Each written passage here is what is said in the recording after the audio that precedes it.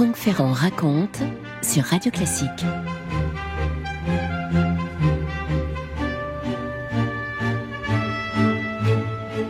Bienvenue au château de Versailles vers la fin du règne de Louis XVI. Autant vous dire que ce n'est plus tout à fait celui brillant, compassé, extraordinaire qu'on avait pu connaître sous Louis XV. À l'époque où va éclater l'affaire qui nous intéresse aujourd'hui, au milieu des années 1780, cette affaire qui constitue l'arnaque du siècle, je m'empresse de le dire, les fastes de l'ancien règne sont déjà un peu éteints. Ironie de l'histoire, les deux principales victimes de cette arnaque inouïe incarnent justement d'un côté l'ancienne cour, celle de Louis XV, et de l'autre l'actuelle, celle de son petit-fils. Alors, en rouge et or dans le rôle du grand seigneur de style Louis XV, c'est-à-dire magnifique et vieux jeu, le prince de Rohan, cardinal archevêque de Strasbourg, grand aumônier de France, un des plus puissants princes de l'Église, issu d'une très ancienne famille. Oh, c'est un homme plus qu'habile, bourré de séduction et d'entre-gens. Il mène le plus grand train, ce cardinal de Rohan. Il incarne cette vieille France aristocratique qui voudrait regagner à tout prix le terrain cédé depuis des siècles à une bourgeoisie qui sans cesse vient grignoter son pouvoir. Et lui-même rêve d'une carrière ministérielle. D'ailleurs, il avait réussi à se faire nommer par le feu roi ambassadeur à Vienne, où il s'est fait adorer de la ville et des Viennois et haïr de la cour et de l'impératrice Marie-Thérèse, qui, il faut le dire, déteste la morgue et l'ostentation. Et finalement, elle a obtenu le rappel en France de ce prélat de Salon. Et c'est peu dire qu'au retour de Rohan à Versailles, la toute nouvelle reine Marie-Antoinette va lui témoigner une hostilité comparable à celle qu'avait déjà manifestée sa mère lorsque le cardinal était en mission à Vienne.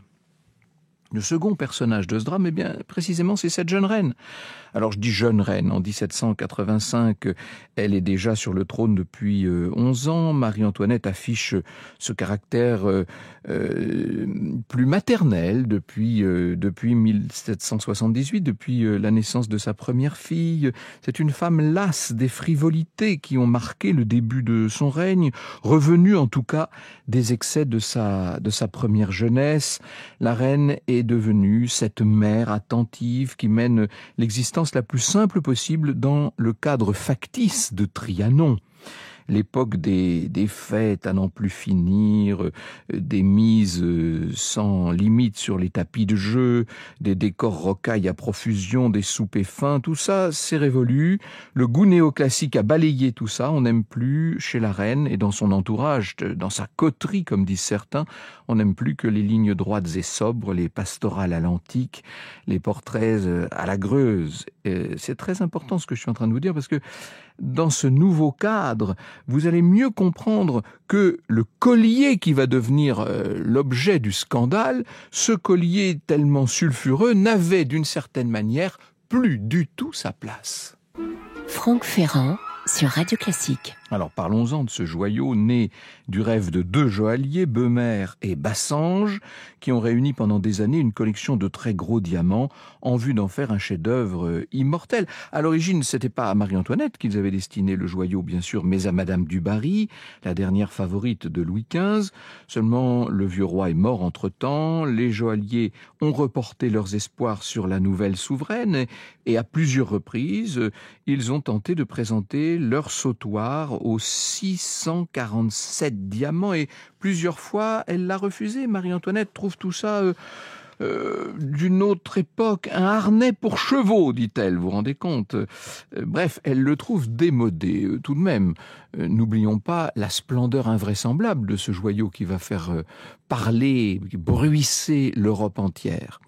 Dans son roman paru chez Robert Laffont, je dis roman, en fait c'est une étude très poussée, très sérieuse, mais présentée sous les dehors très attrayants d'un roman, Camille Pascal, le livre s'appelle « La reine du labyrinthe », il nous décrit ce collier. Une fois passé l'éblouissement initial, écrit Camille, Le collier restait impossible à décrire. Il semblait même, à celui qui le contemplait pour la première fois, qu'ils fussent plusieurs bijoux à se partager le même écrin, à une sorte de ras de cou uniquement composé de 17 diamants glorieux, de la grosseur d'une noisette, venaient s'accrocher 5 énormes pendentifs, pesant chacun au bas mot plus de 10 carats, puis, comme autant de festons, 3 rivières distinctes, dont la principale s'ornait d'une pierre fabuleuse, taillée en forme de poire, elle-même sertie de 14 brillants énormes, appelés à venir se poser au creux des seins d'une sultane pour les faire palpiter plus sûrement qu'une caresse.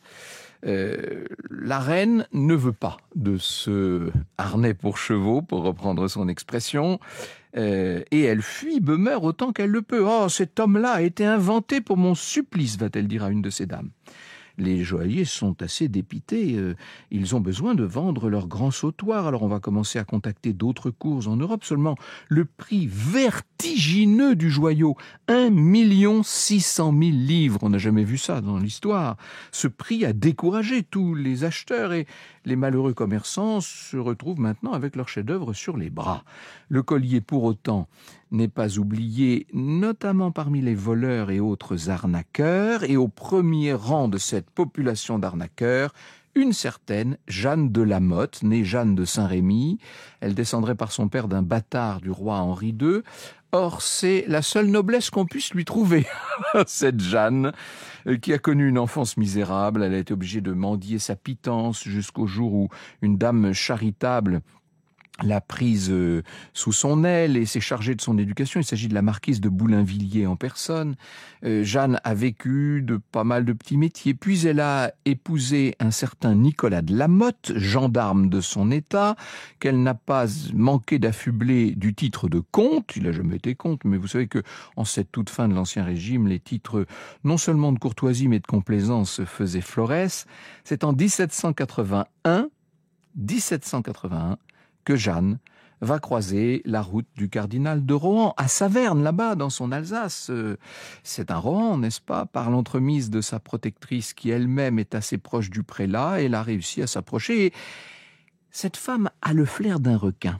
Elle repère le gros poisson, si vous me passez l'expression, elle lui fait la cour, elle le flatte, elle s'insinue dans ses bonnes grâces et elle va très vite détecter le point faible de ce prince de l'Église auquel rien ne paraissait devoir résister mais qui pour l'instant n'avait toujours pas été ministre. Le cardinal maintenant serait prêt à tout, mais alors à tout pour un sourire de Marie-Antoinette. Oh vraiment, ça ne tient qu'à ça. Oh, alors ça doit pouvoir s'arranger. Vous écoutez Radio Classique. La comtesse de La Motte a compris que si elle voulait avoir une chance auprès du cardinal de Rohan, enfin je dis comtesse, vous avez compris, avec des grands guillemets, le seul moyen c'était de se faire passer pour une intime de la reine Marie-Antoinette. Oh, ça paraît quand même un peu gros, vous me direz, mais quand on a envie de croire à quelque chose, n'est-ce pas? Puis après tout, la reine a acquis, hélas, la réputation de jouer gros jeu, même si ça n'est plus le cas en 1785, mais on sait qu'autour d'elle se presse une société plus ou moins mélangée, plutôt moins que plus, mais qu'importe, c'est la rumeur, alors pourquoi pas une Lamotte, n'est-ce pas? Le cardinal de Rohan a tellement besoin de croire que quelqu'un pourrait enfin défendre ses intérêts auprès de la fille de Marie-Thérèse, auprès de cette souveraine qui, comme diraient les jeunes aujourd'hui, ne le calcule pas.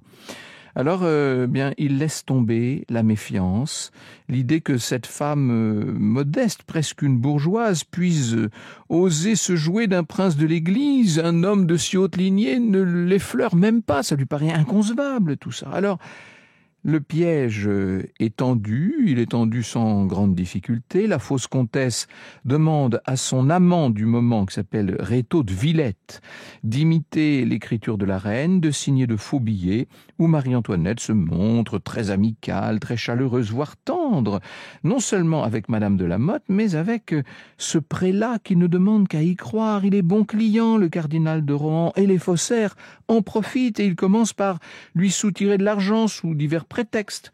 Un jour, en contrefaisant une supplique de la main de la reine, ils parviennent à lui extorquer la somme extravagante de 50 000 livres, et puis de nouveau 100 000 au moment de Noël, et la rusée arnaqueuse, je ne sais plus comment l'appeler, Jeanne, aperçut que le cardinal commençait à se lasser, qu'il voulait vraiment rencontrer la reine. Il va se fatiguer bientôt des billets écrits. Là, maintenant, il faut qu'il voie la souveraine en chair et en os. Eh bien, on va le satisfaire. Au Palais Royal, Nicolas de Lamotte, donc là, nous revenons avec le mari de Jeanne. Nicolas de Lamotte a repéré une femme de petite vertu qui possède exactement la taille, à peu près la corpulence de la souveraine et dont les traits sont assez ressemblants. Alors on se dit qu'on pourrait peut-être louer ses services, on lui donne quelques cours de maintien, on l'habille d'une robe copiée sur un tableau de Madame Vigée-Lebrun, on lui colle sur la tête une aune de mousseline noire et par une nuit sans lune, on va aller la présenter au cardinal dans un sombre bosquet de Versailles, d'où le titre du roman de Camille Pascal, La reine du labyrinthe. La souveraine est censée n'être là que pour une entrevue volée à l'abri de tous les regards indiscrets d'une cour de plus en plus épieuse. Alors, quand la silhouette approche, le cardinal croit que son heure est arrivée. Il exulte. Et avant que la doublure n'ait le temps de se trahir, on fait intervenir Rétaux. Alors lui, il a revêtu la livrée de la reine pour faire comme s'il était une des personnes attachées au service de la reine. « Madame, dit-il, attention, voici monseigneur le comte d'Artois. » Et à ce moment-là, la silhouette que Rohan a juste eu le temps d'apercevoir, avec laquelle il n'a échangé que 2 ou 3 mots, eh bien, la voilà qui disparaît et laisse le cardinal bouche bée, qui ramasse la rose que Marie-Antoinette a laissé tomber. Enfin, voilà, ça c'est ce qu'on raconte, n'est-ce pas?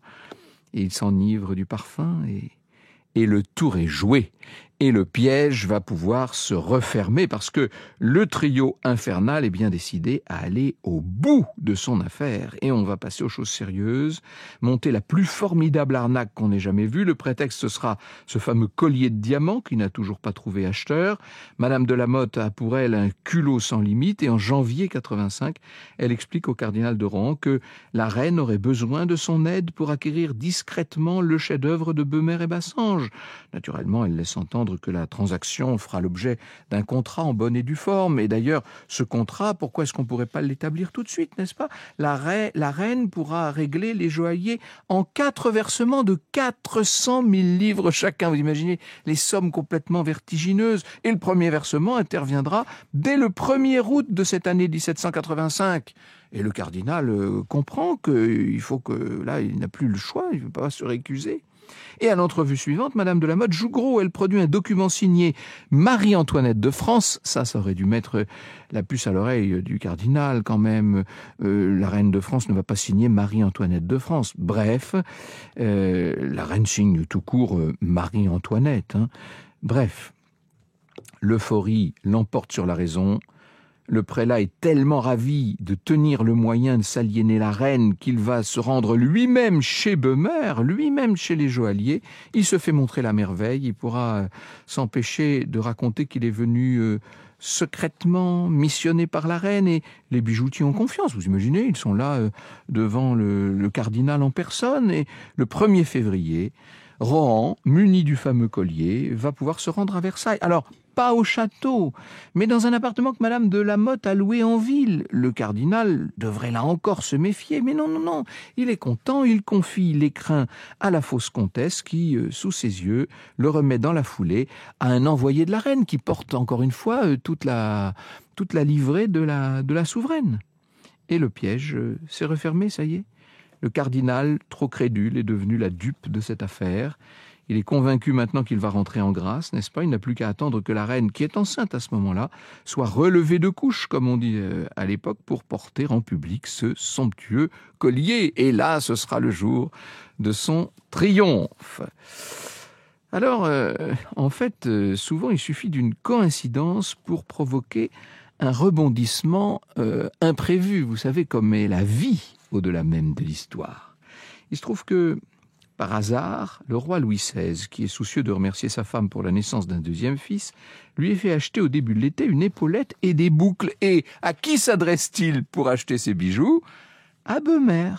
Et le joaillier se fait un devoir d'aller livrer lui-même le présent à Versailles.